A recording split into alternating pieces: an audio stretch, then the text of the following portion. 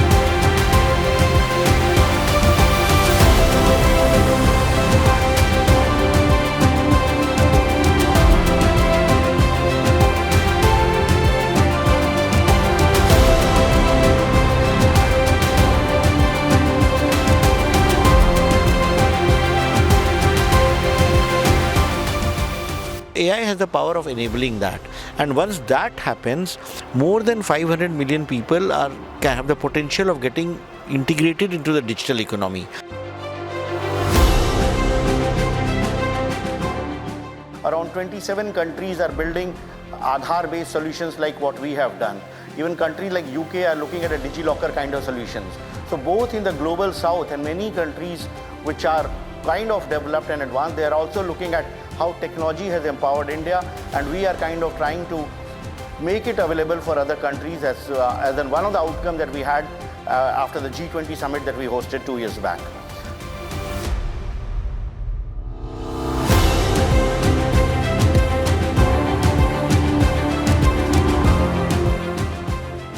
The question before us is no longer whether AI will transform our world, but how it will do so and for whom. Many of you in this room are central to this unfolding question and unfolding story, and helping us in a sense to midwife our shared technological future.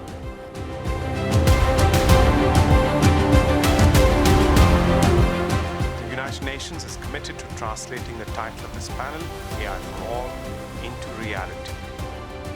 Promoting AI for humanity and creating global spaces for dialogue on how AI is governed has been at the core of the Secretary General's agenda.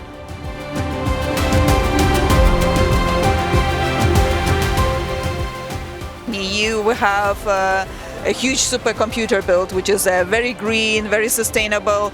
But we couldn't do that alone. We are cooperating with US. A lot of technologies in this supercomputer are actually American origin, mostly, of course, Silicon Valley origin. This is what's really, really exciting to me.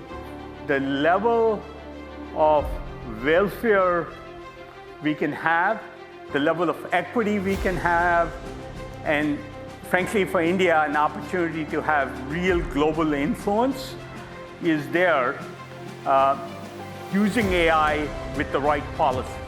What it mostly needs is good policy.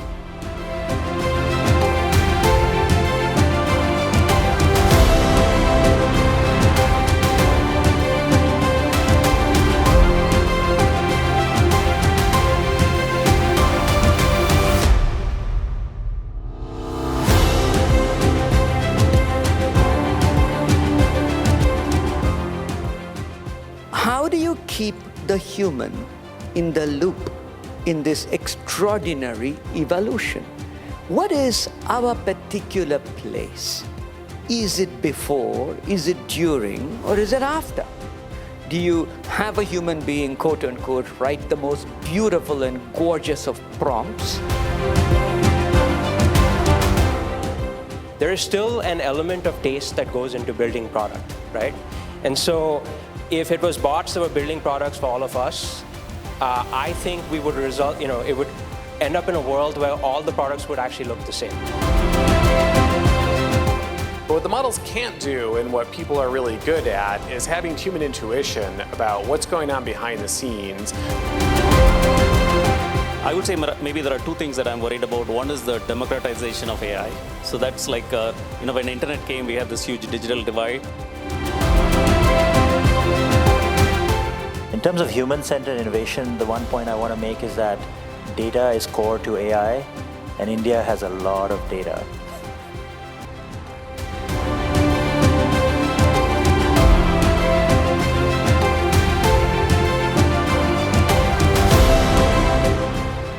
They're going to be in abundance, things are going to be free, but things have to be responsible. The higher the technical mode, the better the technology.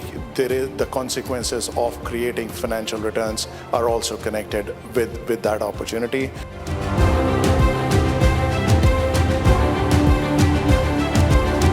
So when we invest in AI tools and infra and models and companies, we don't only look at the technology that is powering those tools. We look at how does those technologies and products apply and modernize critical industries like defense, healthcare, manufacturing, and enterprises.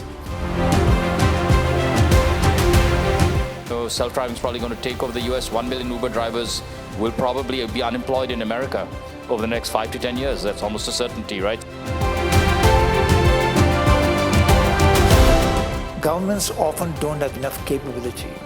They don't often have the technical capacity to understand all the issues. I think incorporating the joint understanding of technology and impact on society will be absolutely essential for AI, both in India and the US and everywhere.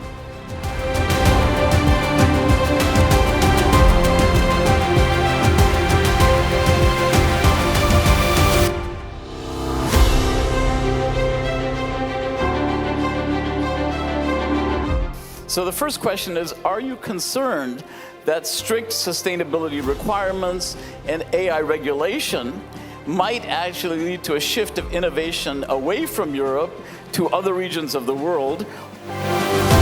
So when you build something new, you probably are keen to build on the highest possible standards.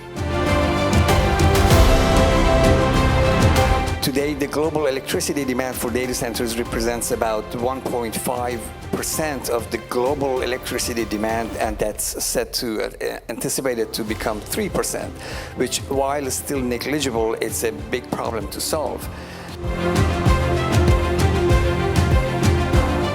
And I think it's time for us to transition data centers to what I call the hero path, because I think that's possible. I think data centers, AI infrastructure, AI factories, can be the single most beneficial asset that a community can have, that an electricity grid can have. It can be your best neighbor. The other very interesting thing about accelerated computing is it creates the opportunity for a more sustainable world and a more sustainable society and a more sustainable economy, because AI and accelerated AI science will contribute immensely to the future of the planet.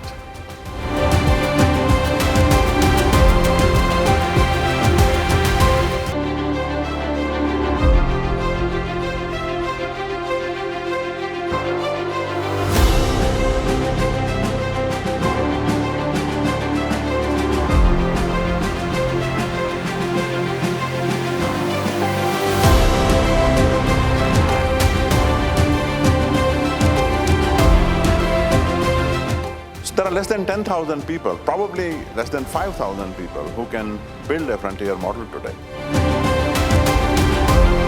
We're building AI systems to empower people, not to replace or substitute people. My question is, what do we delegate to AI and what do we not? What do we save for people?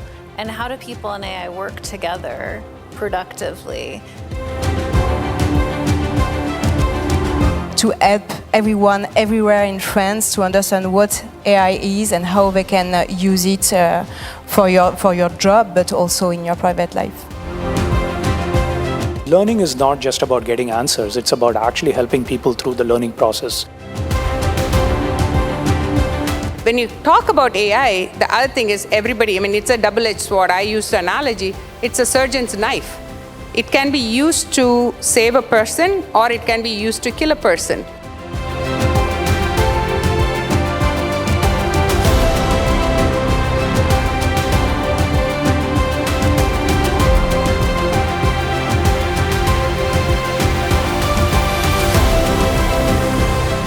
We know that learning works when it's active, when you're actually asking questions, not just receiving information.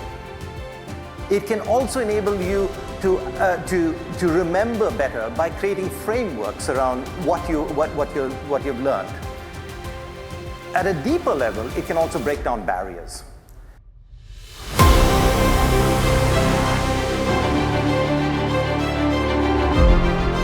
New Delhi event is going to be huge, and would love to have everybody in the network, whoever's listening, should be a part of that.